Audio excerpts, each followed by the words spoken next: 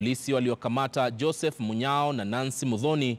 Aidha, maafisa wa polisi wanahusisha kisa hicho na kesi iliyopo mahakamani inayowahusu washukiwa 7 waliomlaghai mwanabiashara kwa kuiga sauti ya Rais Uhuru Kenyatta, kama atakavyoleta mwanahabari mwenzangu ambaye ni Nicholas Wambua. Taarifa hiyo atatuletea kwenye muda usiokuwa mrefu. Picha uliyoiona nadhani imepitishwa tu kwa bahati mbaya, lakini tukienda kwenye taarifa hiyo ambayo imetoka picha hapo, hiyo video, ni kwamba wanawake wamepata pigo baada ya mswada wa kusawazisha uwakilishi wa jinsia katika nafasi za umma kuangushwa bungeni kutokana na ukosefu wa idadi ya kujadili na vile kupiga kura swala hilo.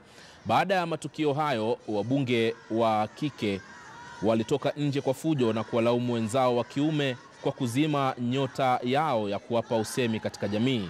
Miongoni mwa waliokuwepo bungeni kufuatilia mswada huo walijumuishwa mkewe kiongozi wa ODM Aida Odinga.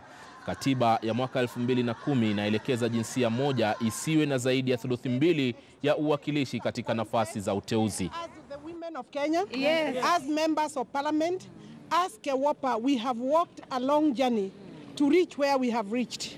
With 174 members, obviously we were not going to have a vote. But we know, and we are saying loudly now that we know the leader of majority, who is the owner of this bill, was not committed. Yes. We have not had him mobilizing. Yes. The government of Kenya is not committed to the cause of women. Yes. Now, Kenya in this region is a leading nation in many things. It is such a big shame that Kenya has remained behind when it comes to voting for this affirmative action. We are disappointed that we have not completed this process as we wanted in a positive manner, but we also cannot say that Bunge has let us down because we didn't take the vote.